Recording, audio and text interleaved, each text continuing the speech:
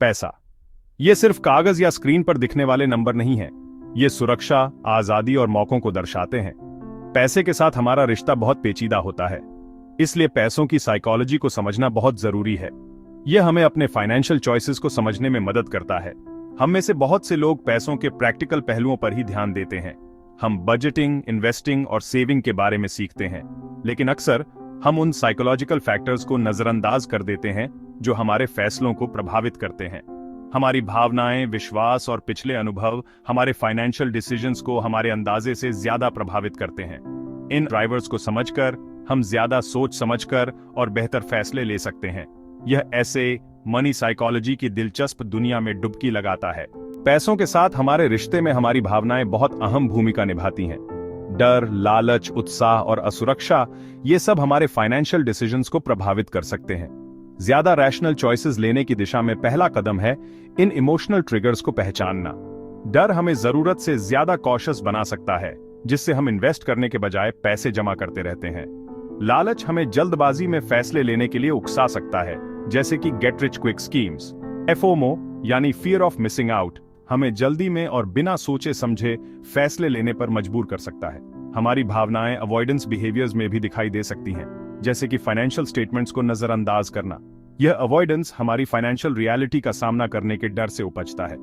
इन triggers को समझने से हमें बेहतर फाइनेंशियल डिसीजंस लेने में मदद मिलती है। पैसों के साथ हमारा रिश्ता अक्सर बचपन में ही बन जाता है। हम अपने माता पिता और समाज से जो मैसेजेस प्राप्त करते हैं, वे हमारे मनी स्क्रिप्ट्स बनाते हैं। ये स्क्रिप्ट्स हमारे फाइनेंशियल बिहेवियर्स और वेलबीइंग को प्रभावित करते हैं। कमी वाले माहौल में बड़े होने पर हमेशा यह डर बना रह सकता है कि हमारे पास काफी नहीं होगा। परिवार में कर्ज के संघर्षों को देखकर उधार लेने से घृणा पैदा हो सकती है।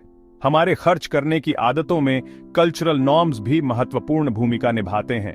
अपने मनी स्क्रिप्ट्स को समझना लिमिटिंग बिलीफ्स से मुक्त होने के लिए बहुत जरूरी है। उन्हें पहचान कर और चुनौती देकर हम पैसों के साथ एक हेल्थी रिलेशनशिप बना सकते हैं। अपने मनी माइंडसेट को बदलने के लिए सेल्फ अवेयरनेस और पेशेंस की जरूरत होती है। अपने मनी स्क्रिप्ट्स को पहचान कर शुरुआत करें। अपने बचपन के अनुभवों और पैसों के बारे में मिले मैसेजेस के बारे में सोचें। खुद को पर्सनल फाइनेंस के बारे में एजुकेट करें। ज्ञान आपको इन्फॉर्म्ड डिसीजंस लेने के लिए एम्पावर करता है। खुद को पॉजिटिव फाइनेंशियल इन्फ्लुएंसेस से घेरें। मेंटर्स की तलाश करें, फाइनेंशियल सपोर्ट ग्रुप्स ज्वाइन करें या फाइनेंशियल एक्सपर्ट्स को फॉलो करें। आप खुद को जितना ज्यादा हेल्थी फाइनेंशियल हैबिट्स के संपर्क में लाएंगे, आपके उन्हें अपनाने की संभावना उतनी ही ज्यादा होगी। पैसों के साथ एक हेल्थी रिलेशनशिप बनाने के लिए प्रैक्टिकल स्ट्रैटेजीज की जरूरत होती है। अपनी इनकम और एक्सपेंसेस पर नजर रखने के लिए बजट बनाएं। दिशा और प्रेरणा के लिए क्लियर फाइनेंशियल गोल्स सेट करें। ऑटोमेटिक ट्रांसफर्स से अपनी सेविंग्स को ऑटोमेट करें। यह सोचकर कि क्या आपकी खरीदारी आपकी जरूरतों के हिसाब से है, इंपल्सिव स्पेंडिंग से बचें।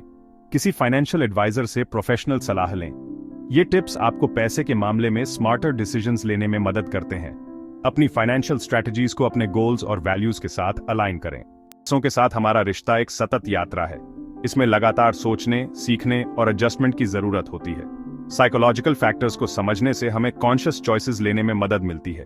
फाइनेंशियल वेलबीइंग का मतलब है सिक्योर और कंट्रोल में महसूस करना। पैसे के साथ अपने रिश्ते पर विचार करें और इमोशनल ट्रिगर्स को पहचानें। लिमिटिंग बिलीफ्स को चुनौती दें और हेल्थी फाइनेंशियल हैबिट्स को अपनाएं।